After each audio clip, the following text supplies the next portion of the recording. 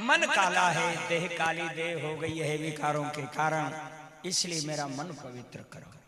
ये प्रार्थना करना हमारा कर्तव्य बनता है। इससे जीवन सुधरता है, जीवन का आनंद मिलता है, अहंकार दूर हो जाता है। एक बार तो चलो कथा सुनाऊं। एक बार देव ऋषि नारद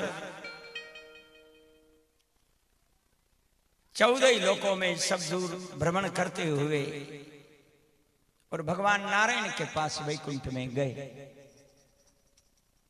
और भगवान को कहा कि महाराज मैंने कामदेव पर विजय प्राप्त कर ली है, काम को मैंने जीत लिया है, मैंने काम जीता है, मेरा नंबर शंकर जी से भी ऊंचा होना चाहिए। शंकर जी ने काम को जीता लेकिन क्रोध को नहीं जीत सके। क्रोध तो आया जब कामदेव ने उनकी समाधि में बाधा डाली तो शंकर जी को क्रोध आया और तीसरा नेत्र खुल गया, और तीसरा नेत्र खुल गया तो कामदेव का रखोड़ा हो गया, जल के राख हो गया। तो काम को जीता, क्रोध को कहां जीता।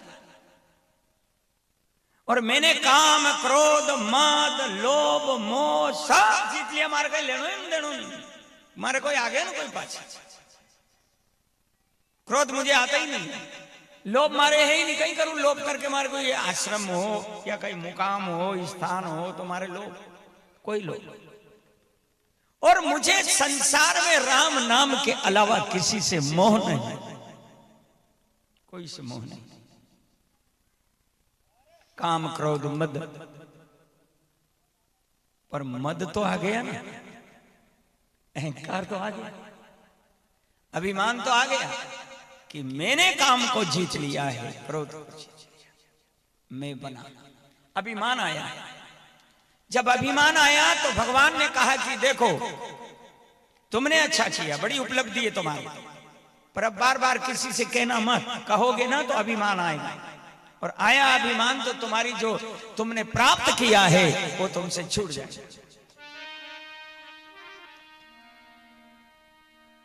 नारद जी ने सोचा कैसे नहीं कहूंगा, जब मैंने काम क्रोध को जीत लिया तो कैसे नहीं कहूंगा, मैं तो सब दूर खबर करूंगा। ब्रह्मा जी के पास चले गए, ब्रह्मा जी को कहा महाराज काम को जीत लिया। ब्रह्मा ने यही कहा मानस पुत्र नारद अब मत कहना किसी से। नारद जी ने सोची मेरे पिता हैं, ब्रह्मा है, पितामह हैं, ये भी मेरा नाम दुनिया में उजागर नहीं होने दे रहे हैं, मैं कैसे नहीं कहूंगा। तो कैलाश पे चले गए, भोलेनाथ के पास चले गए और भगवान भोलेनाथ को जाकर कह दिया कि महाराज आपने तो कामदेव को जला दिया, राख कर दिया, लेकिन मैंने काम को जीत लिया और क्रोध नहीं किया। शंकर जी ने मन में सोच लिया कि नारद का भला हो ही नहीं सकता, क्योंकि इसको अभिमान आ गया। जहां अभिमान है वहां पतन है, जहां अभिमान है वहां गिरता है, जहां अभिमान है वहीं नुकसान है। और अभिमान सबसे पहले तो ज्ञान को मारता है। ध्यान दें, थोड़ा बहुत ज्ञान अपन में है और गुरु कृपा से जो ज्ञान हमको मिला है उस ज्ञान को अभिमान नष्ट कर देता है। नंबर 2, जो हमने दान किया, भजन किया, पुण्य किया, सेवा करी, वो भी अभिमान नष्ट कर देता है। जैसे जरा सी आग की चिंगारी कितना बड़ा घास का जीरा लगा हो उसको राख कर देती है, इसी तरह अभिमान की थोड़ी सी भी चिंगारी सारे सत्कर्म को नष्ट कर देती है, हमारे अच्छे कर्मों को राख कर देती है। इसलिए महात्माओं ने कहा अभिमान तो करो ही मत।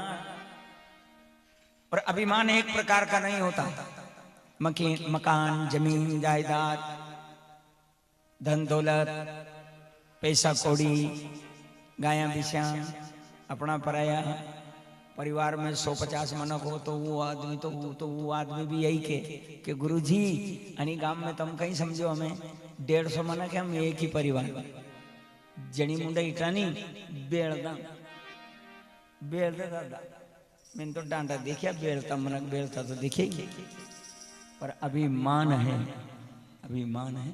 डांडा जरूर बेल दे फसल है, पर जिनके अंदर अभिमान है वे भी डांडा से कम नहीं है, वे 4 पांव का न भी 2 पांव का। वी तो वी भी सत्कर्म की फसलें बेड़ खा जावे। हाँ रोजड़ा है भी रोजड़ा बागरा का ही दीवार कूद जा बागरा एक सेकंड में हाल ही नहीं आना नहीं है दीवारें कूद जा। तो अभिमानी भी यही करता है। अभिमानी के अंदर भी है ना वो हमारे अंदर जो धर्म कर्म की जो पूंजी है थोड़ी बहुत उसको राख कर देता है चर जाता है। पहला फागण में एक फाग गाता था चर जाएगा हिरण या हर बाड़ी। गुरु ने एक संत ने एक बड़े सुंदर भजन गाया था कि चर जाएगा हिरण ये हर बाड़ी। हर मने परमात्मा की जो भक्ति की बाड़ी है ये अहंकार रूपी हिरण चर जाएगा। इसलिए अहंकारी रूपी हिरण को घर में मत आने दो। कहीं नहीं आप तो नवा चीतरा छिवाड़ उन्हें आदमी की चाल देख जो तो नवा चीतरा पैर के चाले वो की चाल देख जो अपने जरूर दिख रहे हो धरती पे वो का मन से तो नहीं है। जब कपड़े का अभिमान आता है संसार की छोटी छोटी चीजों का अभिमान आ जाता है आदमी को। थोड़ा सा मकान क्या गांव से ऊंचा बना लिया 10 मंजिल तो वही बंगला से जा पड़ी का तुम्हारा मकान है वो तो हनी जिला में कोई के लड़ेंगे। अभिमान है ना। और अभिमान हमेशा ध्यान हमारे सत्कर्म को नष्ट करता है पूंजी को नष्ट कर देता। मत करो अभिमान स्वाभिमान करो। परमात्मा ने दिया है उसका है और हम उसको भोग रहे हैं। जब तक रहेंगे तब तक हमारा है। उसके बाद है तो प्रभु का हमारा है ही नहीं। जो दिया प्रभु का है। ऐसा स्वभाव अगर हमारा हो गया ना तो अभिमान नहीं आएगा स्वाभिमान आएगा।